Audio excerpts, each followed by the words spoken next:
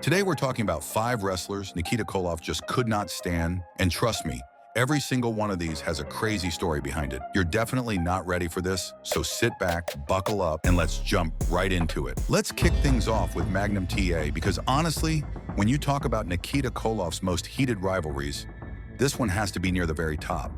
Their feud in 1986 wasn't just another wrestling storyline.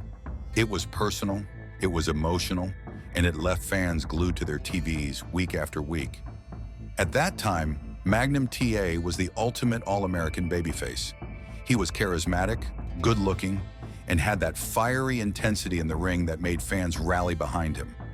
On the other side, you had Nikita Koloff, the Russian nightmare, who wasn't just playing a character, he was living it. With his thick accent, his raw power, and his cold demeanor, he became one of the most believable and intimidating villains in all of wrestling. The clash between these two personalities felt like more than just wrestling. It tapped into the Cold War tensions of the 80s, making it feel like America versus Russia, good versus evil in the squared circle. The rivalry truly reached its peak during their Best of 7 series for the NWA United States Heavyweight Championship.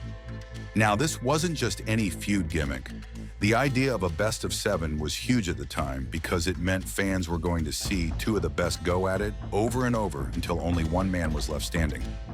Every single match was filled with drama, hard-hitting action, and that constant back and forth where you really couldn't predict who was going to take the win. Nikita brought his raw strength, while Magnum brought his heart and determination, and together they created some of the most intense matches of the decade. Next up, we've got the American Dream Dusty Rhodes.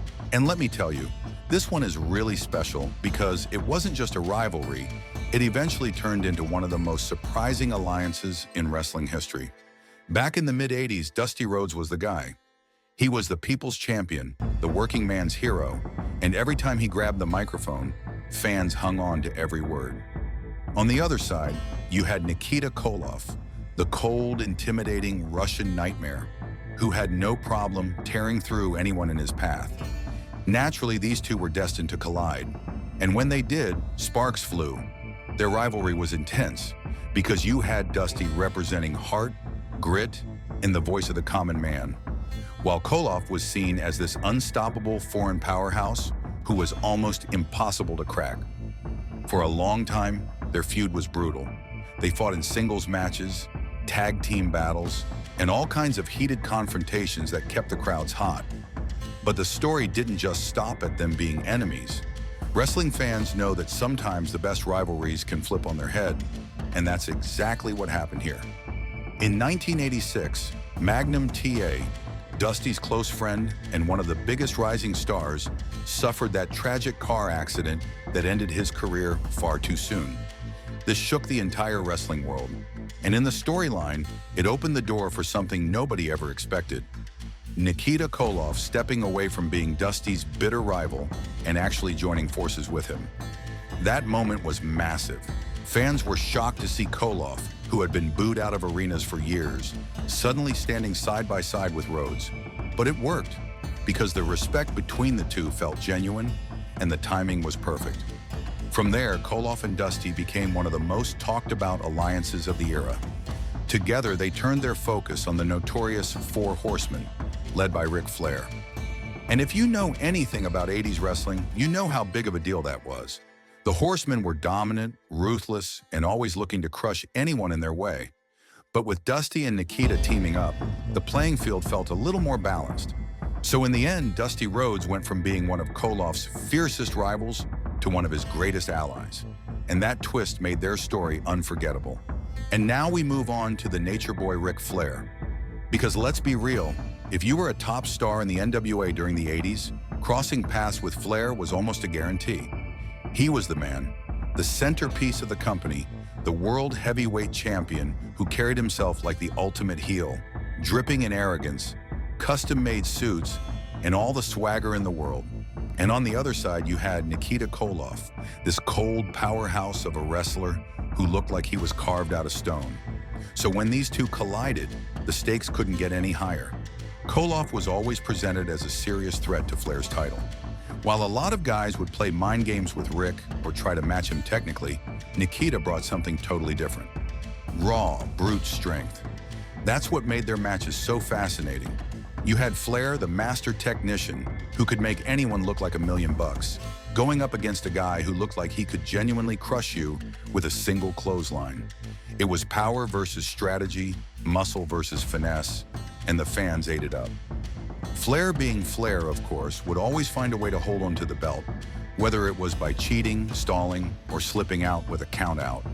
But the important part wasn't just who walked away with the championship. It was how real those battles felt. Fans genuinely believed that Nikita Koloff could be the man to end Flair's reign. Every time Nikita hoisted Flair up or nailed him with that sickening Russian sickle, the crowd gasped like they were about to witness history. And here's what makes it even more interesting. These clashes weren't just about titles. They fed into the larger storylines of the NWA at the time. Flair wasn't just champion, he was the leader of the Four Horsemen, the most dominant faction in wrestling. So every time Koloff went after Flair, it wasn't just one-on-one.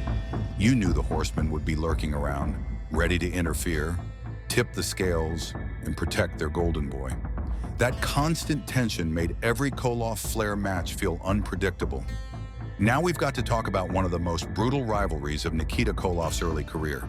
His battles alongside Ivan Koloff against none other than the Road Warriors, Animal and Hawk. If you know anything about tag team wrestling in the 80s, you already know this feud was as intense as it gets. When Nikita first burst onto the scene, he was paired with his uncle, Ivan Koloff, forming the powerhouse duo known as the Koloffs. Together, they were dominant, using sheer strength, aggression, and that cold Russian mystique to tear through opponents.